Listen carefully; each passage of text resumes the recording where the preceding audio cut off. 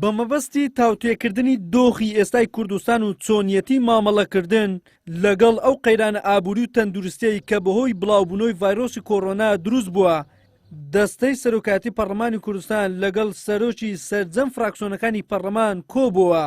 لە کۆبنەوەکەدا هەموو فراکسیۆنەکان کۆک بوون دەبێت لەم بارودۆخەدا ئەولەویەتی حکوومەتی هەرێمی کوردستان موچەی هاوڵاتیان و خۆراک و دەرمانی پێویست بێت. سەرباری ئەوەی ئەو دۆخی کۆرۆنا هەیە جگەل لە لێکەوتە سەحیەکانی لێکەوتە تەندروستیەکانی ئەگەرەکانی لێکەوتی ئابووری هەیە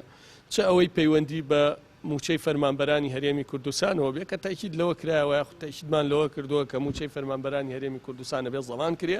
خاڵێکی تر ئەوەی کە پەیوەندی بە کرێنشینان و خەڵکی هەژار و کەم دەرامەت و ئەوەی موچەشی نییە و سەرچاوی دارایی نییە کە کۆمەڵێک پێشنیاز کراوە کۆمەڵێک ئیشیش کرا. ئەو خێزانانەی کە موچەخۆریان نییە وەکو هاوکاریەک حکوومەت بۆ هەر ئایلەیەک بۆ هەر خێزانێک بڕی 150,000 دینار هاوکاری بدات بە ئەو خێزانانەی کە کاسبکارێکیان هەبوو بەهۆی ئەم دۆخەوە کاسبکارەکەیان ئیشەکەی وەستاوە ئێستا لە ماڵەوەیەوە داهاتیان نییە. خاڵێکی تری کۆبنەوەکەی سەرۆکاتی پەرلەمان و سەرۆکی فراکسیۆنەکان بریتی بوو لە پرسی کرێنشینان و لێخۆشبوون لە کرێ و هەر ڕسوماتێکی دیکە کە هەموو لایەنەکان هاوڕابوون دەبێت حکوومەت هەوڵی جدی بدا بۆ ئەو بابەتە ئەگەر پێویستی بە بڕیارێکی تەشریعیش بوو پەرلەمان بە زووترین کات بڕیاری بۆ دەربکات. بەدڵنیاییەوە دەکرێت ئەو ڕژنووسەی کە لێژنەی یاساییم پێم وایە لە نزیکترین کاتدا ڕژنووسەکە حازر دەکەن میکانیزمەکە ئەو پەڕی دادپەروەری تێدا دەبێتن چکە کرێنشینمان هەیە لە هەندێک بابەتدا زەرەری زۆری کردیە و کرێنشینی سەکەنمان هەیە کارمان هەیە هەموو ئەوانە بەڵام بەدڵنیاییەوە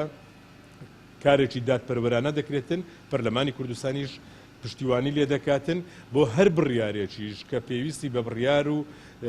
یاسا هەبێتن لە ڕووی تەشریعیەوە پەرلەمانی کوردستان ئامادەیی دەبێتن کە کاتێکە ئەو بابەتانە لەلایەن حکوومەتەوە بووی بێت. بۆ بەدواداچوون و هەماهەنگیکردن لەگەڵ لێژنەکانی ئۆپراسیۆنی بەرەنگاربوونەوەی کۆڕۆنا لە کۆبنەوەکەدا بڕیاردرا بە دروستکردنی لێژنەیەکی باڵای پەرلەمان بە سەرۆکاتی جێگری سەرۆکی پەرلەمان و ئەندامەتی سکرتێری پەرلەمان و سەرجەم سەرۆک فراکسیۆنەکان هاوکات لێژنە تایبەتمەندەکانی پەرلەمانیش بەردەوام دەبن لە کاری بەدواداچوون و هەماهەنگیکردن لەگەڵ حکوومەت بۆ خێراترکردنی هەنگاوەکانی چاکسازی لە خەرجی و داهات. وەلی سەلیم کەناڵی ئاسمانی پێم هەولێر.